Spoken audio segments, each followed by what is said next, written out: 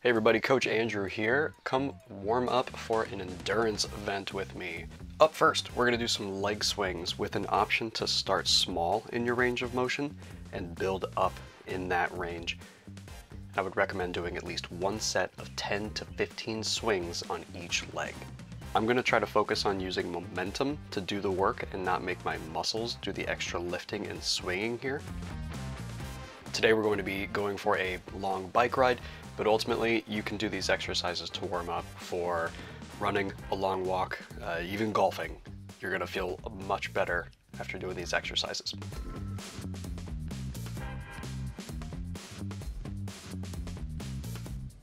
All right, so next up we're going to be doing sideways leg swings.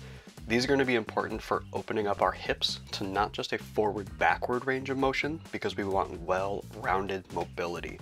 So again, start small with that range of motion, just a gentle pendulum back and forth, and then work into a larger range of motion that feels good for you, doing at least one set of 10 to 15 swings for each leg.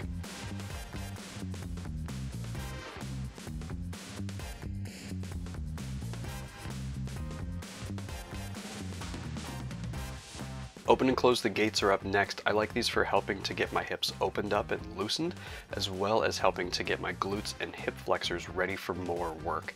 Use a balance assist as needed and try to do at least one set of 5 to 10 reps for each leg.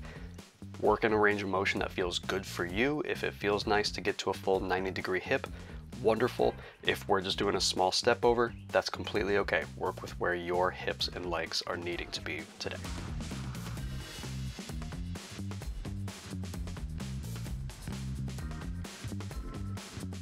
Next up, we're going to go into an overhead reach to a forward fold, and you'll see me do an optional thoracic spine twist here where I put one hand down and reach upward with the top hand.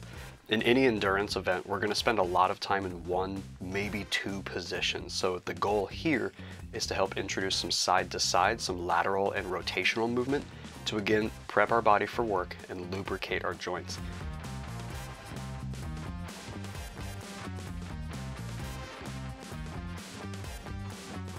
Feel this one out for how many you want to do, but I would recommend doing at least 5 reach and folds.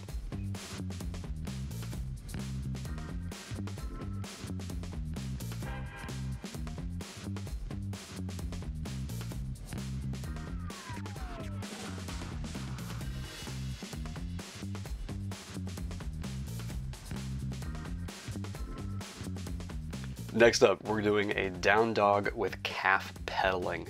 Again, we're looking to warm up through our posterior chain, aka our back muscles, glutes, hamstrings, calves, and feet. Work in this position for at least 20 seconds, and if it feels good, take a short break and do it again. And again, ultimately, we're going to use what range of motion feels best for you. There's no sense in pushing a range of motion on a day of an event. Work with what you know is comfortable. So if you need to use a elevated surface for your hands on this one, that could be a beneficial thing as well. Next up, we have another activation exercise. These are plank rotations. So you'll see me go back and forth from a hand plank on either side. This is to help stabilize my low back, and I'm getting my core muscles ready for protecting my back through there. So to scale this one back, if we need to, do this on an elevated surface to help your wrists and back, and I would recommend doing 5 reps to each side.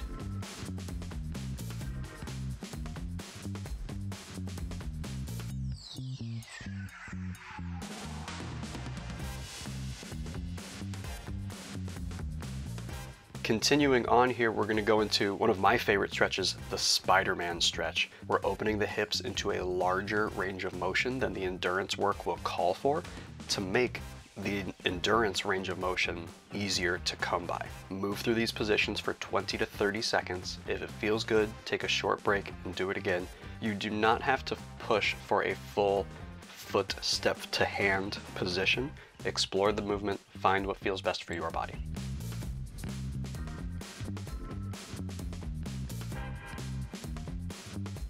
Moving next into bird dogs. Similar to our plank rotations, we're looking to engage and stabilize through the core muscles to help protect our low back here again.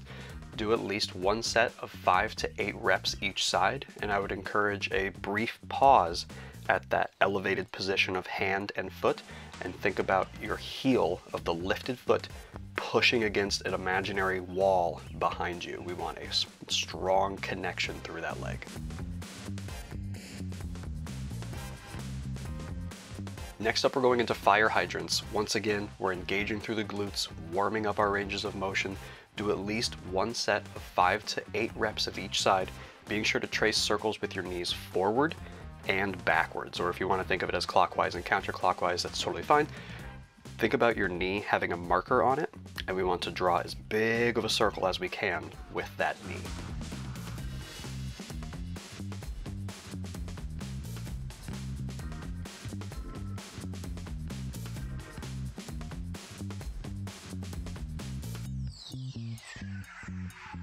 One of our final movements here is a cat-cow. Again, we're looking to warm up through our lumbar and thoracic spine, plus this just feels really nice. Work in this movement for at least 20 to 30 seconds, focus on your breathing. This can be a great calming movement, and we want to inhale as we fall into that bottom, the cow position, as our spine is arching downwards, and we're going to exhale as we arch upwards into that cat position. Lastly, we're going to go through some thread the needles, where we reach one arm under and through to the other side to a comfortable range of motion. This is the final step in getting our back ready for endurance work. Use this exercise to help your thoracic spine feel awesome. The thoracic spine is your mid-back. We want that to feel great. I would do 2 to 5 reps each side, but take your time and feel it out.